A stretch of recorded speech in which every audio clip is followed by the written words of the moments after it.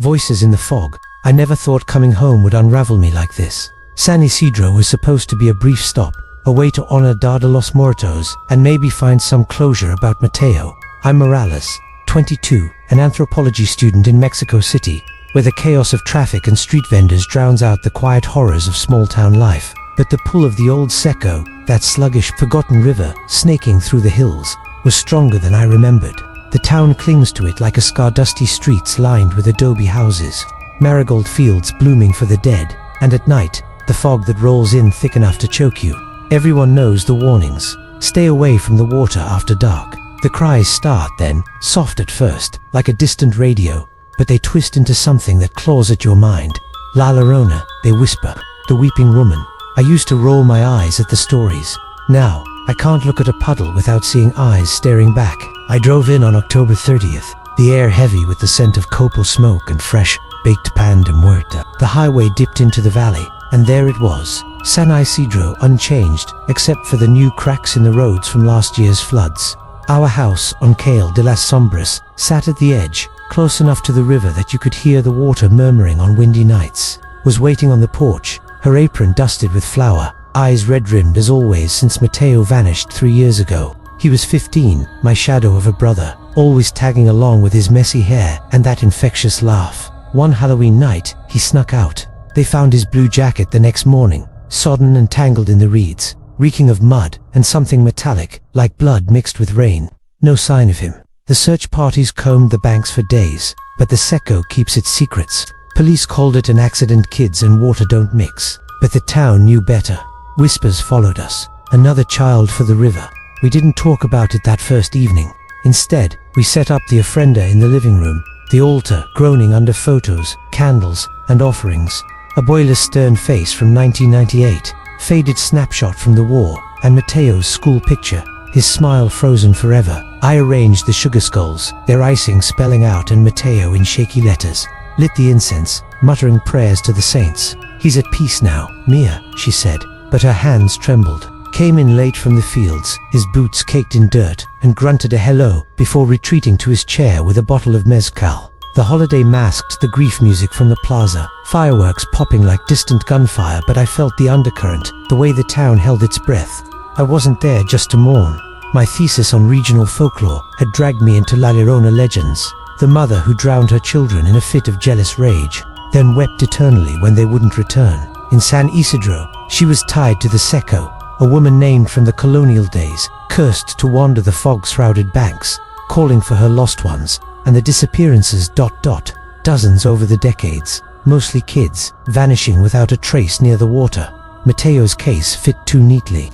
I wanted interviews, facts, to weave into my paper. Maybe it helped me sleep without dreaming of his jacket floating face up. The next morning, All Saints' Day, I headed to the cemetery on the hill. The fog was already creeping in by 10 a.m., unusual, wrapping the Rotillon gates in a white veil.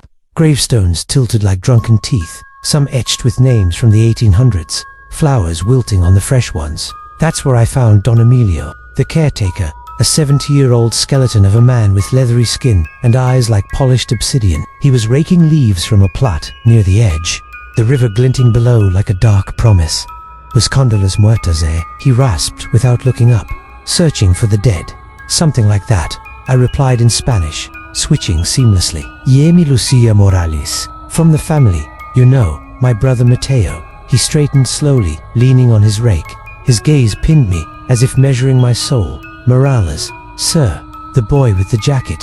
Walk with me, Nina. We ambled the winding paths, the fog muffling our steps, turning the world soft and unreal. Don Emilio's voice was gravelly, laced with years of untold stories. He'd tended the cemetery for half a century, buried generations, and seen the river claim its share.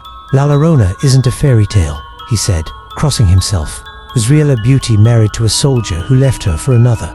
Mad with grief, she drowned her twins in the Seco, thinking he'd come back, but he didn't. Now she cries for them, and any child who hears, well, the water calls them home. I pulled out my notebook, jotting notes to keep it professional. You've heard her yourself. A dry chuckle escaped him. Heard, felt. On nights like this, when the fog's thick as sin, it starts a baby's whimper, then her wail. Me see who's, I, me see who's. It echoes, close then far. makes you turn in circles. Last year, little Sofia Vargas, the baker's girl, wandered off after curfew, found her sandal by the bank, soul up like it was waving goodbye. Same as your Mateo. My stomach twisted. I'd skimmed the article online. Sofia 12, gone without a scream. Why the river? It's been dry for decades, no one's near it. He stopped at the overlook, where the fence sagged toward the drop. Below, the Seco slithered, its surface oily and still, weeds choking the edges. Dry. It's alive. Lucia. A mirror to the other side. Stare too long, and it shows truths you can't unsee. Empty eyes in the depths, watching your family. The Morales blood. They say your Bisabula. Isabella crossed that night in 1923, gave her herbs to soothe the fever, but saw betrayal. Cursed her, your line will weep as I do, child for child, until the river drinks the last. It's in your veins now. I shivered, the fog seeping into my sweater. That's just superstition, probably toxic runoff, causing hallucinations lead from the old mines. Don Emilio's eyes narrowed. Call it what you want, but the cries don't lie. He turned back to his work, leaving me with the wind whispering through the crosses. That night, as the town erupted in celebrations, lanterns swaying, mariachis strumming tales of the dead, the cries began. It was past midnight when I jolted awake in my old bed, sheets tangled. At first, I thought it was the fireworks or a coyote's howl, but no, a woman's sob, faint and broken, drifting from the river. Mis hijos are my children. Heart pounding, I sat up, straining to listen. Snores filtered from the next room. Truck had pulled in hours ago. Imagination, I told myself. The holiday stirs ghosts, but the wail swelled, laced with a child's whimper. Mateo's pitch. Impossible. I couldn't stay in bed. Grabbing my phone for light, I slipped outside. The streets were deserted, altars, candles guttering like dying eyes. The fog had claimed the town, blurring houses into phantoms. Against every instinct, I followed the sound down the overgrown path to the river. Thorns snagged my pajama pants, the air growing damper, colder. The cries shifted behind me now, then ahead, disorienting, like they were playing tag in the mist. I lost the trail twice, circling back, phone battery draining in the chill. Finally, the bank emerged, a muddy lip dropping to the water, black as ink under the sliver of moon. I knelt, peering in. The surface was unnaturally calm, a mirror reflecting my face, bell, wided but distorted, stretched like taffy. Deeper, shadows swirled, and eyes blinked up, hollow sockets, lidless, unblinking. I gasped, recoiling, splashing mud on my hands. Just silt current tricks. The cries cut off, leaving a silence that rang in my ears, heavier than the fog. Morning light chased the nightmare away. Over atole and tamales, I probed gently. The family stories about the river, anything I should know for my research. She paused, spoon midway to her mouth. Your abuela spun yarns, Lucia. La Llorona, curses, nonsense to scare children. Mateo was adventurous. That's all. Slipped and fell, probably, but his jacket was there. Anything else? Signs of ... struggle. Her eyes flickered to the window, toward the river. No, just the jacket. We don't dwell near. The dead stay dead. Frustrated, I returned to the cemetery. Don Emilio was at Sofia's grave, a small mound with a wooden cross, weeding round it. The Morales curse, I said bluntly. Tell me everything. He wiped his hands on his overalls, sitting on a nearby bench. The fog lingered in patches, like breath on glass. It started with Isabella. She was a curandera healer. One stormy night, came to her door, babies in arms, raving about her husband.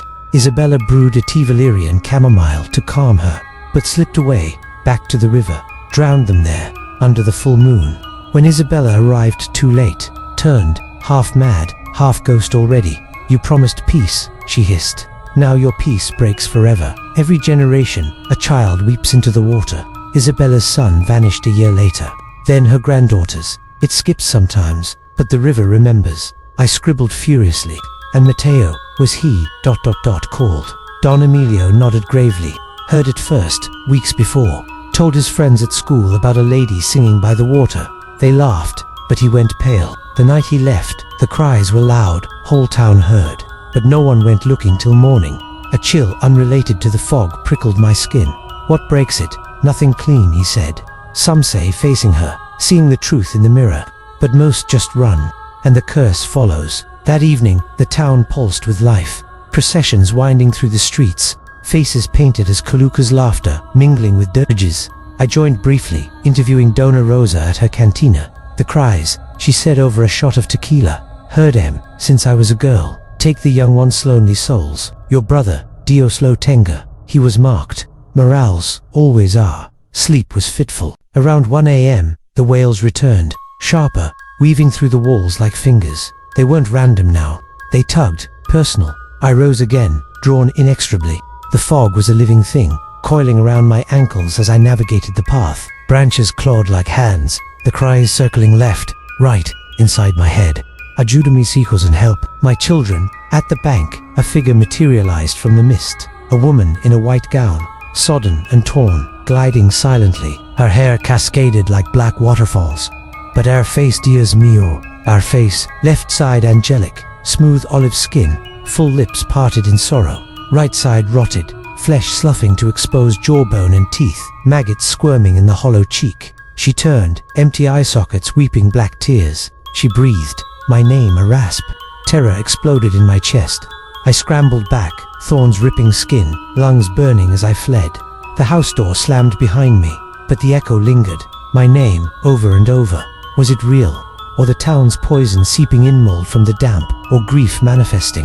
I'd studied cases, isolated communities, shared psychoses from trauma, but Mateo's jacket hung in the hall, and when I touched it, it was wet again, cold droplets tracing my fingers. The days melted into a haze. November 1st brought more fog, the cemetery visits turning ritualistic. Don Emilio shared his ledger, yellowed pages listing burials, but margins scribbled with the lost. Juanita 1954, Pedro 1972, all river-linked. Patterns, he said, full moons, holidays, the veil thins. I delved deeper, talking to survivors. Senor Vargas, Sophia's father, chain-smoked on his porch. She heard singing, sweet like a lullaby, went to see. I searched till dawn, nothing but her sandal, and scratches on the bank, like nails dragging. The priest, Padre Ruiz, blessed my rosary but confessed in whispers. I've anointed the water, but she resists. The cries test us all. Even broke one night, after too much mezcal by the fire. Mateo came to me that afternoon, he admitted, voice thick. Said the lady by the river was lonely, wanted company. I yelled at him to forget it. Supersticiones. But he snuck out anyway. I should have watched closer. Why us? I demanded, tears hot. The curse, what did Isabella do wrong? He shrugged, defeated. Blood calls to blood. Maybe we all helped once, in some forgotten way. The twist unraveled on November 2nd, the holiday's fever peak. A storm brewed, clouds black as the river, rain lashing like accusations. The cries pierced the thunder, calling ven, únete a nosotros, and join us en primera, couldn't resist. Clutching Mateo's jacket impossibly dry inside, but with a faint, childlike scent I stumbled to the bank. Lightning cracked, illuminating her. La Llorona arms outstretched, holding a boy. Not Mateo, me.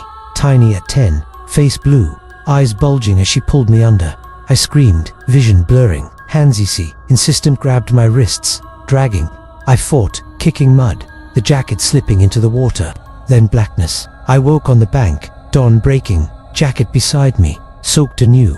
Don Emilio hovered, helping me up. You saw, didn't you? The mirror doesn't lie. The curse isn't just hers. Isabella didn't help. She envied her pain, whispered doubts that pushed the drowning. The Morales women become her, generation by generation, weeping our own lost. His words sank like stones. Was it true? Flashes abuela's stories, twisted with bitterness. Silences. Me, hearing the cries as a child, feeling a pull. Don Emilio vanished after that, gone from the cemetery. His tools scattered. The town felt hollow. Streets empty, altars crumbling to ash. I packed feverishly, pressing a small bundle into my hands. Isabella's letters, singed at edges. Burn them, she whispered, or it ends with you. I left at noon, the river mocking me from the rear view. Mexico City swallowed me, neon lights. Crowds, but the cries follow in the rain. Through storm drains and faucets. Mirrors fog, and in the swirls, eyes appear. Empty, waiting.